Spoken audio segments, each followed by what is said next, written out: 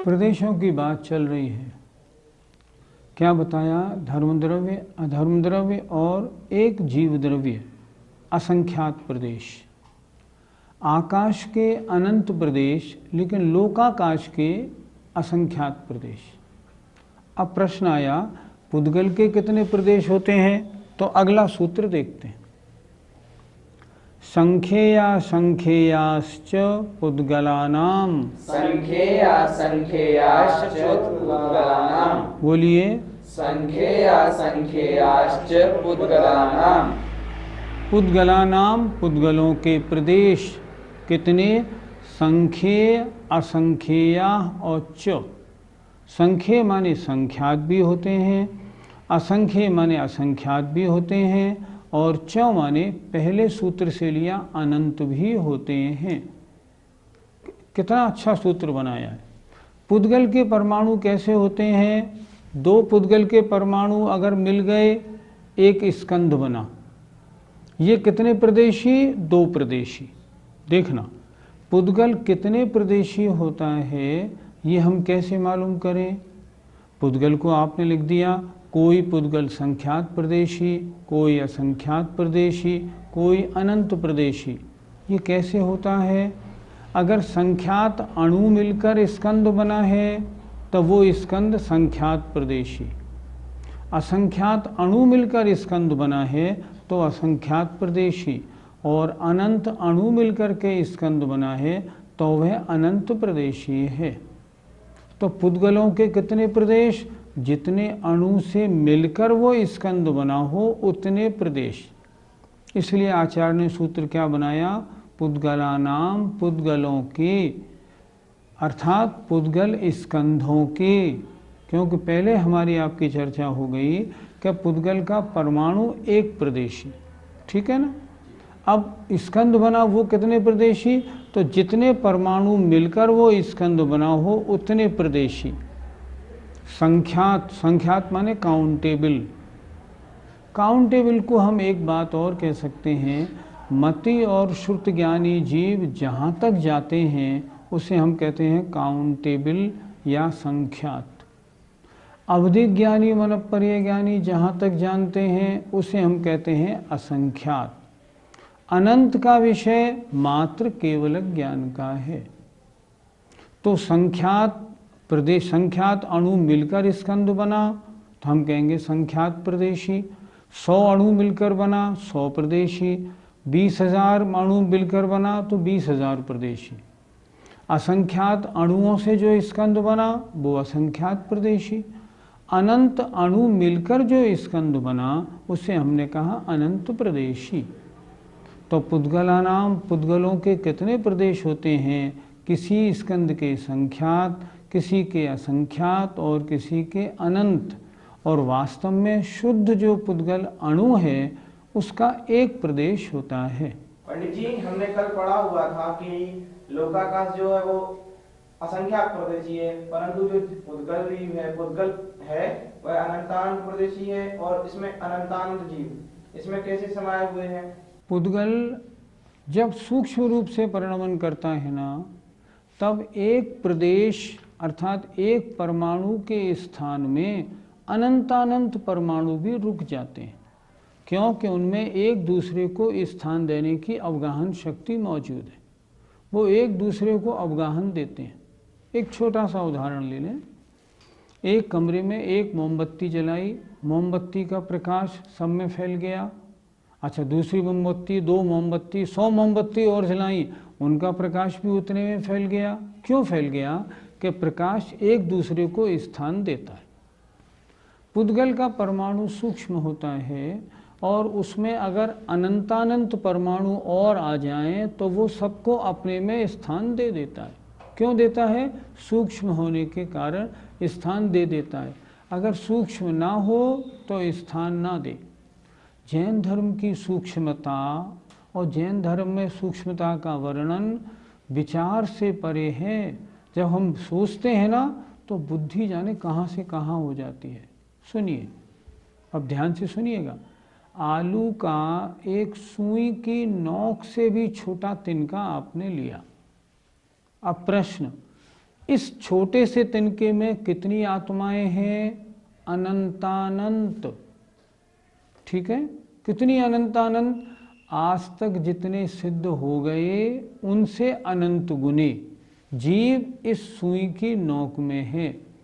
आप कहेंगे ये कैसे हो गया? ये ऐसे हो गया, सूक्ष्म परिणमन है, एक में एक समा के सब विराजमान हैं।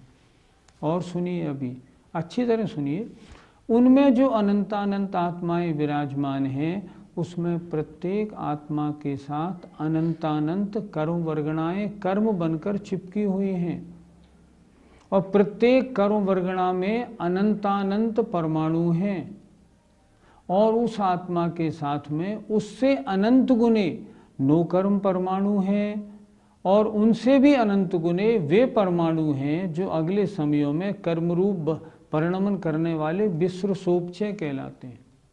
क्या सोचें, जैन धर्म का सूक्ष्मता का वर्णन कोई कुछ कह ही नहीं सकता।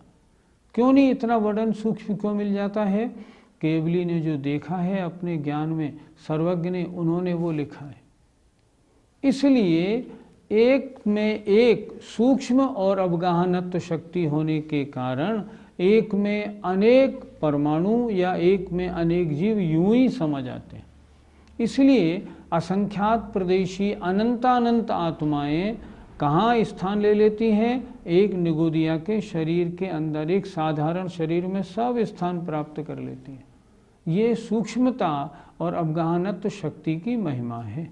स्कंधों के प्रदेशों की चर्चा हमने सुन ली, लेकिन अणु में कितने प्रदेश हैं इनके बारे में भी तो बताइए। तो आचार्य अगला सूत्र लिखते हैं, नाड़ोह। नाड़ोह। बोलिए, नाड़ोह। ना अणुः। अर्थात पहले सूत्र में जो संख्यात, असंख्यात और अनंत प्रदेश पुद्गलों के बताए थे वे अणु में नहीं होते। तो अणु में कितने प्रदेश होते हैं? अणु में संख्यात भी नहीं होते, असंख्यात, अनंत नहीं, अर्थात एक प्रदेश होता है। क्यों? संख्यात कहाँ से शुरू होता है? दो से। दो से काउंटेबल तक संख्यात, फिर अनकाउंटेबल तक असंख्यात और इन्फिनिटी एंडलेस अनंत। तो दो से शुरू होने वाले परमाणु, दो से आगे संख्यात, असंख्यात, अनंत, ये न अणो हो। अणु में न संख्यात, न असंख्यात और अनंत प्रदेश नहीं होते। तो कितने होते हैं? एक प्रदेश होता है। अणु कितना बड़ा? अणु एक प्रदेशी। कहा भी ठीक है, एक अणु जितना स्थान घेरता है उसको हम प्रदेश कहते हैं। तो इस सूत्र का अर्थ हुआ, अणु के संख्यात, असंख्यात, अनंत प्रदेश नहीं होते, अर्थात अणु एक प्रदेशी होता है। अणु से भी छोटा कुछ होता है क्या? अणु से छोटा और कुछ नहीं होता, क्योंकि सबसे छोटा हिस्सा पुद्गल का अणु कहलाता है। पर हाँ, पुद्गल के अणु के बराबर तो एक द्रव्य होता है और उसका नाम है कालाणु। जितना स्थान पुद्गल का अणु घेरता है उतना स्थान काल द्रव्य का अणु घेरता है। कालाणु और परमाणु में क्या अंतर है? कालाणु और परमाणु में बहुत अंतर है। परमाणु जो पुद्गल का अणु है उसमें क्रियावानपना है, कालाणु में क्रियावानपना नहीं। कालाणु अनंत काल से शुद्ध है और शुद्ध रहता है, लेकिन पुद्गल का जो अणु है ना वो कभी शुद्ध हो जाता है, कभी अशुद्ध हो जाता है। इसलिए आचार्य श्री हमेशा अपने प्रवचन में कहते हैं हमें पुद्गल का परमाणु अच्छा नहीं लगता। क्यों? कि वो शुद्ध होके भी अशुद्ध हो जाता है। हमें तो कालाणु अच्छा लगता है जो सदैव अनंत काल से शुद्ध है, अनंत काल तक शुद्ध रहेगा। इसलिए यद्यपि दोनों अणु हैं, फिर भी दोनों में बहुत अंतर है। द्रव्यों के प्रदेशों की चर्चा हुई। ये द्रव्य रहते कहाँ हैं, इनका आधार क्या है? अगला सूत्र देखें, लोकाकाशे वगाह। लोकाकाशे वगाह। बोलिए, लोकाकाशे वगाह। लोकाकाशे अर्थात लोकाकाश में, अवगाह ये स्थान पाते हैं। अर्थात ये सभी द्रव्य हैं कहाँ? सभी द्रव्य पाए जाते हैं लोकाकाश में। लोकाकाश के बाहर कुछ है क्या?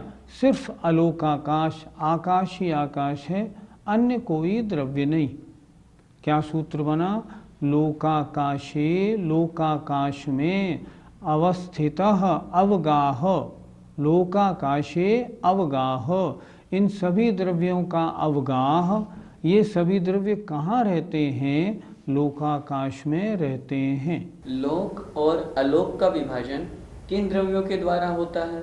लोक और अलोक का विभाजन करने वाले दो द्रव्य हैं, धर्म और अधर्म द्रव्य। यदि धर्म द्रव्य मात्र लोकाकाश प्रमाण न होता और अलोकाकाश में भी होता तो जितने द्रव्य हैं ना, ये वहाँ तक चले जाते।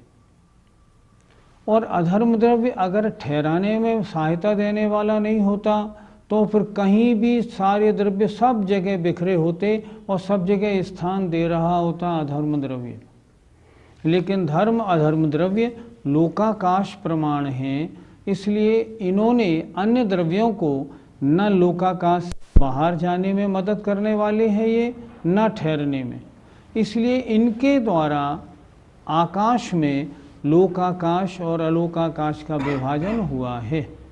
इसीलिए इसी लोकाकाश में सारे द्रव्य पाए जाते हैं, इससे बाहर कोई नहीं होते।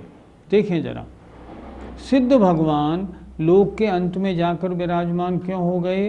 क्योंकि वहीं तक धर्म द्रव्य है। अगर ऐसा नहीं होता तो सिद्ध भगवान कहाँ तक जाते? अलोकाकाश में अनंत राजू चले जाते। लेकिन नहीं, लोक अलोक का विभाजन करने वाला आचार्यों ने इन दो ही द्रव्यों को बताया है, धर्म द्रव्य और अधर्म द्रव्य। ये तो बता दिया गया कि सभी द्रव्य लोकाकाश में स्थान पाते हैं, लेकिन कौन द्रव्य कितने लोकाकाश में स्थान पा रहा है, अब इसकी चर्चा अगले सूत्रों में देखिए। धर्माधर्मयोः कृत्स्ने। धर्माधर्मयोः कृत्स्ने। बोलिए, धर्माधर्मयोः कृत्स्ने। धर्म अधर्म योः संधि विच्छेद, धर्म और अधर्म ये दोनों द्रव्य कृत्स्ने माने संपूर्ण लोकाकाश में व्याप्त हैं। धर्म द्रव्य लोकाकाश के कितने भाग में है? कृत्स्ने, संपूर्ण लोकाकाश में। और अधर्म द्रव्य संपूर्ण लोकाकाश में। छहों द्रव्य एक साथ रहते हैं तो क्या आपस में टकराते नहीं? देखो, धर्म द्रव्य, अधर्म द्रव्य, आकाश द्रव्य और काल द्रव्य, चार द्रव्य तो अमूर्तिक हैं, इनके तो टकराने का प्रश्न ही नहीं उठता। ये तो अमूर्तिक हैं, इसलिए टकराना नहीं। अब बात आई दो द्रव्यों की, जीव और पुद्गल की। तो पूरे लोक में जो जीव भरे हुए हैं वे सूक्ष्म हैं। सूक्ष्म उन्हें कहते हैं जो न किसी को रोकते हैं न किसी से रुकते हैं।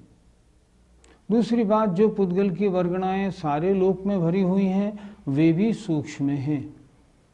इस कारण अब छह द्रव्यों का आपस में टकराना कैसे बनेगा? नहीं बनेगा। इससे ये बात घटित हुई, ये भी सिद्धांत समझ लें, लोकाकाश के प्रत्येक प्रदेश पर छहों द्रव्य हैं। लोकाकाश के प्रत्येक प्रदेश पर छहों द्रव्य हैं। प्रत्येक प्रदेश में आकाश द्रव्य है, धर्म द्रव्य है, अधर्म द्रव्य है, काल द्रव्य है। प्रत्येक प्रदेश में अनंतानंत सूक्ष्म जीव भी हैं और उन जीवों के साथ लगी हुई अनंतानंत पुद्गल वर्गणाएं भी हैं। इसलिए लोकाकाश के प्रत्येक प्रदेश पर छह द्रव्य हैं और सूक्ष्म होने के कारण और अवगाहन शक्ति होने के कारण आपस में कोई टकराट होने का प्रश्न ही नहीं उठता। धर्म और अधर्म द्रव्य सारे लोकाकाश में व्याप्त हैं। तो और अन्य द्रव्य, उनकी चर्चा क्या है? अगला सूत्र देखें। एक प्रदेशादिषु भाज्यः पुद्गलानाम। एक प्रदेशादिषु भाज्यः पुद्गलानाम। बोलिए। एक प्रदेशादिषु भाज्यः पुद्गलानाम। सूत्र का अर्थ देखें। एक प्रदेश आदिशु, पुद्गल जो है ना वो कितने प्रदेशों में रहता है? एक प्रदेश आदिशु, एक प्रदेश आदि में। भाज्य विभाजन करके, पुद्गलानाम पुद्गलों का अवगाह है। पुद्गल द्रव्य कितने में रहता है? कोई एक प्रदेश में, कोई दो प्रदेश में, कोई तीन प्रदेश में, कोई संख्यात प्रदेशों में और कोई असंख्यात प्रदेशों में रहता है। सूत्र कितना अच्छा बनाया। एक प्रदेश आतिशु, क्या लिखा? पुद्गलानाम पुद्गलों का अवगाह। पुद्गल कितने आकाश में स्थान पाते हैं? एक प्रदेश आदि में विभाजन करके। अर्थात कोई पुद्गल एक प्रदेश में, कोई दो प्रदेश में, कोई 5 प्रदेश में रहता है और कोई संख्यात में, कोई असंख्यात प्रदेशों में है। अनंत प्रदेशों में रहने का प्रश्न इसलिए नहीं क्योंकि लोकाकाश के अनंत प्रदेश हैं ही नहीं, तो रहेगा कौन? आपने 2 बातें बताई, पुद्गल इतने प्रदेशी है और पुद्गल इतने प्रदेशों में अवगाह पाता है। इन दोनों में अंतर क्या है? पुद्गल के बारे में 2 चर्चाएं हुई। पुद्गल स्कंध कितने प्रदेशी है और पुद्गल स्कंध कितने प्रदेशों में रहता है, स्थान पाता है। थोड़ा अंतर है।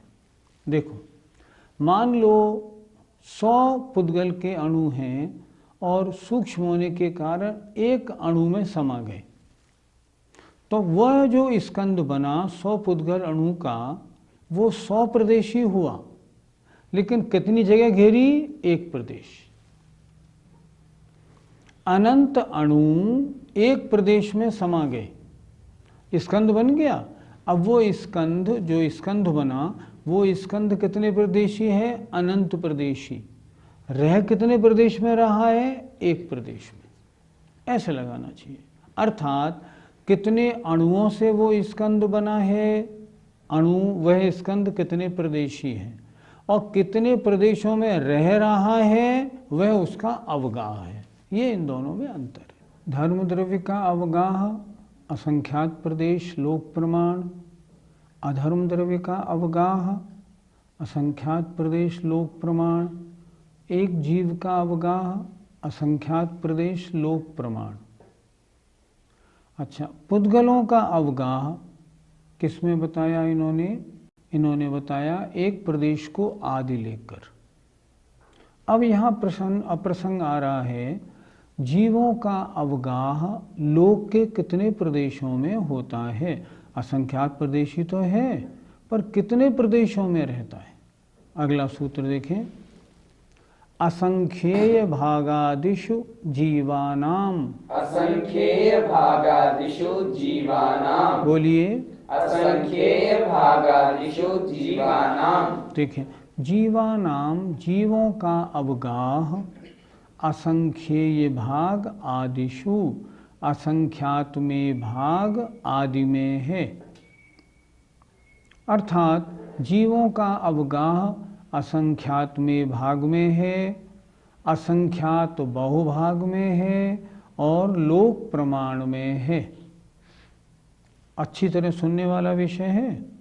जैसे हम सब, मेरी आत्मा लोक के कितने भाग में है? असंख्यात में भाग में। चींटी ने कितना हिस्सा घेरा है? लोक का असंख्यातमा भाग। असंख्यात बहुत प्रकार का होता है। अच्छा, वो जो स्वयंभू रमण समुद्र का मत्स्य है, 1000 योजन लंबा, 500 योजन चौड़ा, 250 योजन मोटा, उसने कितना लोकाकाश का भाग घेरा है? लोकाकाश का असंख्यातमा भाग। अब कोई ये पूछे कि जो एक निगोदिया जीव है, छोटे से छोटा, वो कितने प्रदेशों में रहता है? तो आप कहेंगे एक प्रदेश में रहता होगा, क्योंकि वो तो बहुत छोटा है। नहीं, छोटे से छोटी आत्मा भी असंख्यात प्रदेशों में रहती है। लोक के असंख्यात प्रदेशों में एक जीव रहता है, तो अनंतानंत जो जीव हैं वो लोकाकाश में कैसे रह पाएंगे? एक जीव लोक के असंख्यात में भाग में अवगाह पाता है। आपका प्रश्न है तो अनंतानंत जीव और सबको लोक का असंख्यात्मा भाग चाहिए, तो इतना भाग आएगा कहाँ से? कारण ये है, मैंने पहले ही बताया था कि लोक में अनंतानंत सूक्ष्म जीव हैं जो पूरे लोक में भरे हुए हैं। वे सारे अनंतानंत जीव स्वयं असंख्यात प्रदेशों में स्थान पा रहे हैं सब, लेकिन सूक्ष्म हैं तो एक में एक सब स्थान पा जाते हैं। इस अपेक्षा से, क्योंकि सूक्ष्म जीवों की अपेक्षा, वादर जीवों की अपेक्षा सारा लोक वादर जीवों से व्याप्त नहीं माना जाएगा, सूक्ष्म जीवों से व्याप्त है, क्योंकि सूक्ष्म जीव एक में एक समा जाते हैं। और वादर जीव अनंतानंत हैं भी नहीं, सूक्ष्म जीव अनंतानंत है। अगर वादर जीव अनंतानंत होते तो लोक के असंख्यात प्रदेशों में कैसे रहेंगे, ये प्रश्न उठ सकता था। वो प्रश्न यहाँ नहीं हो रहा। सूक्ष्म जीवों की अपेक्षा पूरे लोक में अनंतानंत जीव भरे पड़े हैं और वे एक में एक प्रवेश किए हुए हैं। अतः एक लोक के असंख्यात में भाग में अनंत असंख्यात प्रदेशों में रहने वाली आत्माएं समा जाती हैं, इसलिए इनका समाना हो जाता है। अब प्रसंग ये उठता है कि जहाँ एक जीव है उसमें अन्य जीव कैसे समा जाता है? तो आचार्य स्वयं सूत्र में लिख रहे हैं, प्रदेश संहार विसर्पाभ्याम प्रदीपवत। प्रदेश संहार विसर्पाभ्याम प्रदीपवत। बोलिए, प्रदेश संहार विसर्पाभ्याम प्रदीपवत। प्रदेश माने प्रदेशों के, संहार, संहार माने संकोच, और विसर्प, विसर्प माने विस्तार होने से। कैसे? प्रदीपवत, अर्थात दीपक की तरह। तो जैसे प्रदीप, दीपक का प्रकाश संकोच और विस्तरित हो जाता है, उसी तरह यद्यपि प्रत्येक आत्मा लोक प्रमाण असंख्यात प्रदेशी है, परंतु फिर भी उसके वो असंख्यात प्रदेश थोड़े से प्रदेशों में समा जाते हैं और लोक पूर्ण समुद्घात में वो विसर्प करके विस्तरित भी हो जाते हैं। ये आत्म प्रदेशों की खूबी है कि वो जैसा शरीर पाते हैं उस प्रमाण छोटे या बड़े हो जाते हैं। कोई जीव कम से कम कितने प्रदेश में और अधिक से अधिक कितने प्रदेश में रह सकता है? हमने पहले भी आपको बताया, असंख्य भाग आदिशु जीवा नाम, तो हमने बताया था उसमें असंख्यात में भाग आदि में जीवों का अवगाह है।